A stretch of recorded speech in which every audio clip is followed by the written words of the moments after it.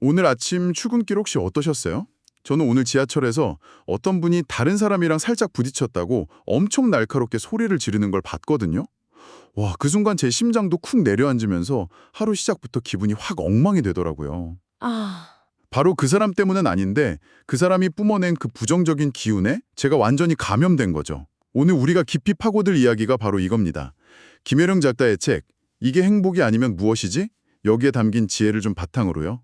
어떻게 하면 이런 타인의 감정 쓰레기통이 되지 않고 내 기쁨을 온전히 지켜낼 수 있을지 그걸 한번 이야기 나눠볼게요. 오늘 대화의 핵심은 어쩌면 아주 간단한 한 문장일 수 있습니다. 조금 손해봐도 기분 덜 나쁜 게 낫다. 그 경험 진짜 많은 분들이 공감하실 거예요. 말씀하신 것처럼 마치 무슨 감정적인 바이러스에 감염되는 것 같죠? 오늘 우리가 탐구할 내용은요. 단순히 그냥 참아라, 나 긍정적으로 생각해라 이런 막연한 조언이 아닙니다. 아, 그런 건 아니군요. 오히려 그 반대예요. 나의 가장 소중한 자산인 그 기쁨, 그리고 마음의 평화를 지키기 위한 아주 적극적이고 전략적인 기술에 대한 이야기입니다. 왜 타인의 문제에 내 감정 에너지를 낭비하는 게 가장 큰 손해인지, 그리고 그 에너지를 주도권을 다시 찾아오는 구체적인 방법은 무엇인지 하나씩 파헤쳐 보겠습니다. 적극적이고 전략적인 기술이라는 표현이 굉장히 흥미로운데요. 보통은 그냥 피하거나 참는 걸 좀 소극적인 태도라고 생각하기 쉽잖아요. 맞아요. 뚫리는 걸까요? 제 의지랑은 전혀 상관없이 그냥 스펀지처럼 남의 기분을 쏙 흡수해버리는 것 같아요. 옆자리 동료가 아침부터 한숨 푹 쉬면 저까지 괜히 기운 빠지고 가족 중 한 명이 짜증내면 집안 공기 전체가 무거워지고요. 그게 바로 감정적 전염이라는 현상 때문인데요. 이건 인간의 자연스러운 공감 능력에서 비롯된 본능에 가깝습니다. 아, 본능이군요. 네. 하지만 이 자료에서 지적하는 아주 중요한 포인트가 있습니다. 전염되는 건 어쩔 수 없지만 그 이후의 반응은 온전히 우리의 선택이라는 거죠. 반응이요? 네. 누군가 나에게 짜증을 냈을 때 똑같이 짜증으로 맞받아치는 건요. 사실상 내 기쁨을 당신 마음대로 하세요 하고 그냥 넘겨주는 행위라는 거예요. 아, 빼앗기는 게 아니라 우리가 스스로 내어주고 있다. 이 관점의 전환이 정말 중요합니다. 상대는 이미 감정을 쏟아내고 잊었을지도 모르는데 나 혼자 하루 종일 그걸 곱씹으면서 내 시간과 에너지를 낭비하는 것. 자료는 바로 이게 진짜 손해라고 못 받고 있어요. 아, 내어준다는 표현이 확 와닿네요.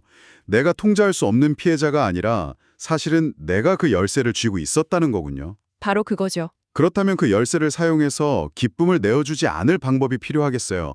여기서 아까 언급했던 그 핵심 문장, 조금 손해봐도 기분 덜 나쁜 게 낫다. 이게 등장하는 거죠. 네, 맞습니다. 솔직히 처음 들으면 좀 억울하게 들리기도 해요. 왜 내가 손해를 봐야 하지? 부당한 일에도 그냥 넘어가라는 말처럼 들릴 수 있거든요. 그렇죠. 충분히 그렇게 생각할 수 있습니다.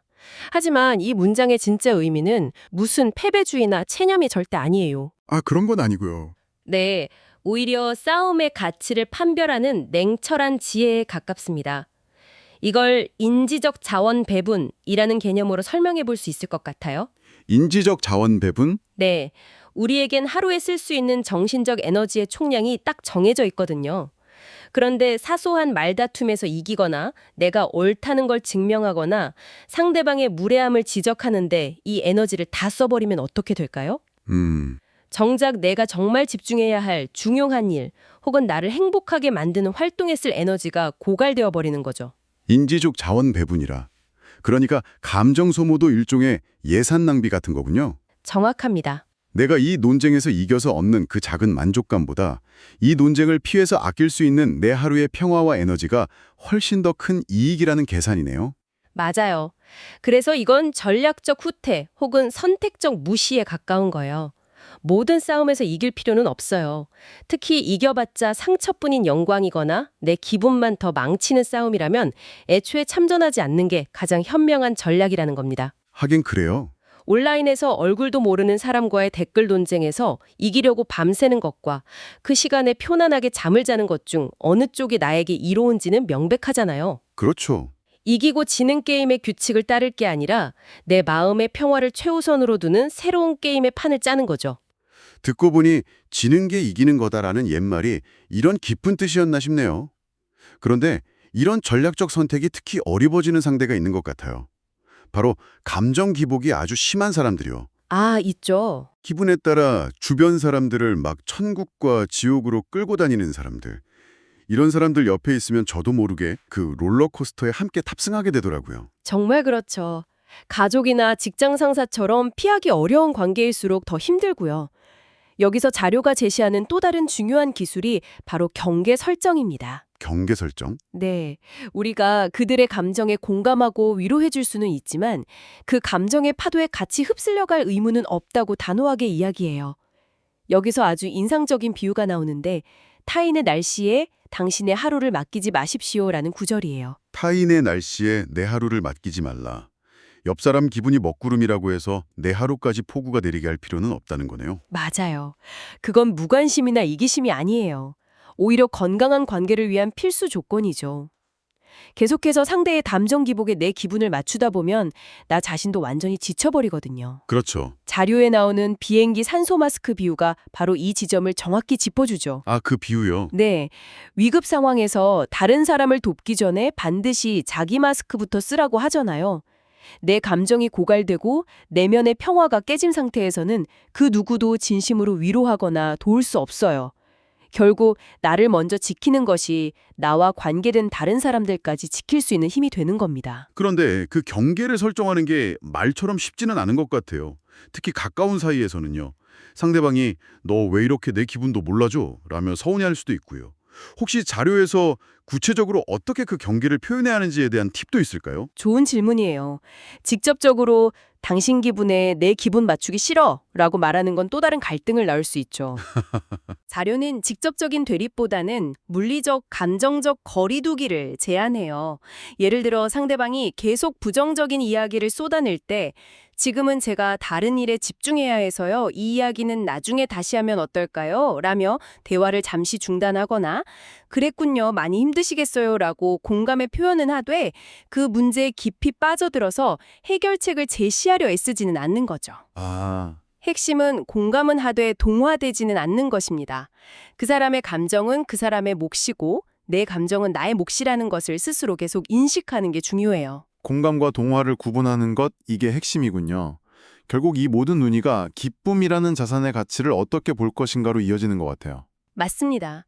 우리는 보통 돈, 건강, 명예 같은 눈에 보이는 자산은 잃지 않으려고 필사적으로 노력하잖아요. 그렇죠. 주식 조금만 떨어져도 밤점 설치고 건강검진 결과에 예민해지고요. 그런데 자료는 기쁨 역시 그에 못지않게 어쩌면 그 이상으로 소중한 우리의 핵심 자산이라고 말합니다.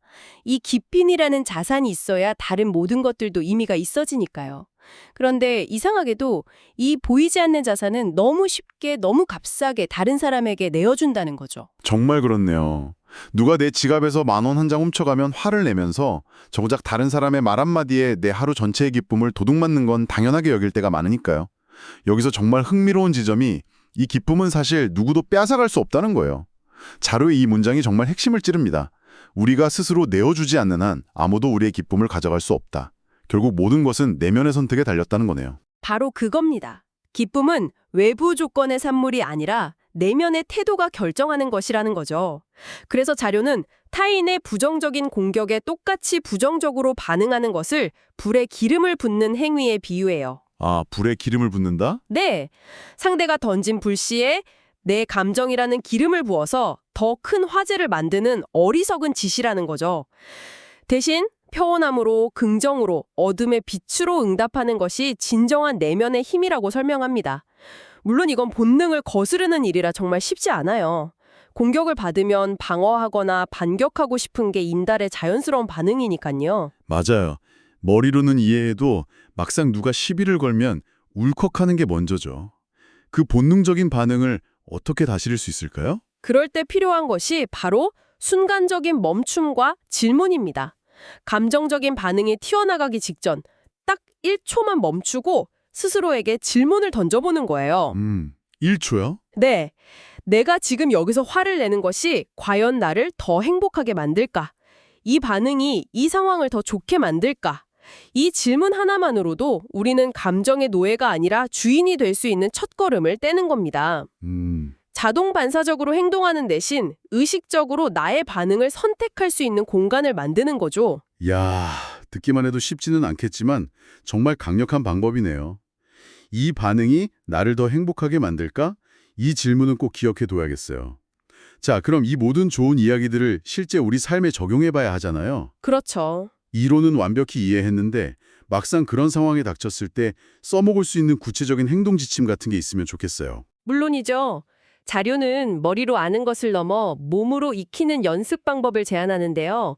이걸 하나의 마음 근육 훈련이라고 생각하면 좋을 것 같아요. 4단계로 나눠서 생각해 볼 수 있습니다. 첫 번째 단계는 방금 이야기한 것과 연결돼요. 바로 일시정지 버튼 누르기입니다. 누군가의 말이나 행동에 기dun이 상하는 순간 자동 반응적으로 말을 뱉거나 표정을 찡그리기 전에 속으로 잠깐 하고 외치는 거예요. 깊은 심호흡 한 번이 엄청난 차이를 만듭니다. 일단 브레이크를 밟는 거군요. 감정의 폭주를 막는 첫 번째 단계. 좋습니다. 그 다음은요? 브레이크를 밟아서 시간을 벌었으면 두 번째로 중요도 저울질하기를 하는 겁니다. 스스로에게 묻는 거죠. 이 일이 지금 내 하루 전체 혹은 내 인생 전체를 걸고 싸울 만큼 중요한 일인가? 예를 들어 누군가 운전 중에 끼어들었다고 가정해 볼게요. 물론 화나는 일이죠. 하지만 그 사람과 싸우느라 내 소중한 하루를 망치는 게 과연 가치 있는 일일까요? 대부분의 경우 답은 아니었을 겁니다. 그 일의 가치를 객관적으로 평가해보면 감정이 훨씬 빨리 가라앉아요. 확실히 이게 그럴 만한 가치가 있나? 라고 물어보면 99%의 일들은 사소하게 느껴질 것 같아요. 제가 좋아하는 오후의 커피타임을 망칠 만큼의 가치는 없는 일들이 대부분이겠죠. 자, 그럼 세 번째 단계는 뭔가요? 세 번째 단계는 아까 이야기했던 경계선 다시 긋기입니다. 이렇게 질문하는 거죠. 이건 내 문제인가? 저 사람의 문제인가? 저 사람의 기분에 내 기분까지 저당 잡힐 필요가 있는가? 특히 가까운 사람의 부정적인 감정이 나에게 넘어올 때 아주 유용한 질문이에요. 아, 저건 지금 저 사람이 힘든 거구나. 저 사람의 감정이구나. 내 감정과는 분리해야지. 이렇게 마음속으로 선을 긋는 것만으로도 감정적인 방어막이 생기는 효과가 있습니다. 오, 그거 좋은데요. 이건 내 감정, 이건 내 감정. 주문처럼 외워봐야겠어요. 마지막 네 번째 단계가 남았네요. 네 번째는 더 큰 그림 보기입니다. 이 사소한 일에 에너지를 쏟느라 내가 정말 원하는 더 큰 기쁨을 놓치고 있지는 않은가라고 묻는 거죠. 오늘 아침에 동료와 의견 충돌이 좀 있었다고 쳐요. 네. 그것 때문에 기분이 상해서 저녁에 있을 친구와의 즐거운 약속까지 망칠 수는 없잖아요. 눈앞의 작은 불쾌함에 무몰되지 않고 내 인생의 전단적인 행복과 평안이라는 더 큰 그림을 바라보는 겁니다. 그러면 사소한 일들은 정말 사소하게 보이게 되죠. 정리해보면 일단 멈추고 이게 그럴 가치가 있는지 따져보고 이건 내 문제지 내 문제가 아니라고 선을 긋고 마지막으로 이것 때문에 더 큰 행복을 놓치지 말자고 생각하는 거네요. 맞습니다. 이 네 가지 질문을 평소에 계속 연습하다 보면 어떤 상황에서도 내 감정의 주도권을 잃지 않는 힘이 길러지겠어요. 정말 실용적인 훈련법인 것 같습니다. 오늘 우리는 타인의 감정이라는 파도에 휩쓸리지 않고 나의 소중한 기쁨이라는 섬을 지켜내는 방법에 대해 아주 깊이 있게 이야기 나눠봤습니다. 핵심을 다시 짚어보자면 기쁨은 누가 빼앗는 게 아니라 우리가 스스로 내어주는 것이고 그렇기에 우리에겐 언제나 그것을 지켜낼 선택권이 있다는 사실이었습니다. 불필요한 싸움에 참전하지 않는 조금 손해보는 지혜를 통해 아낀 감정 에너지를 오롯이 나를 행복하게 만드는 일에 투자하는 것. 오늘부터 당장 시작해볼 수 있는 변화가 아닐까 싶네요. 의 어둠이 여러분의 빛을 가릴 수 없습니다. 여러분이 허락하지 않는 한 말입니다. 그렇다면 오늘 당신의 하루 속에서 당신의 빛을 가리려고 했던 아주 사소한 어둠은 무엇이었나요? 그리고 만약 다시 그 순간으로 돌아간다면 당신의 그 소중한 빛을 내어주지 않기 위해 지금 어떤 다른 선택을 해볼 수 있을까요?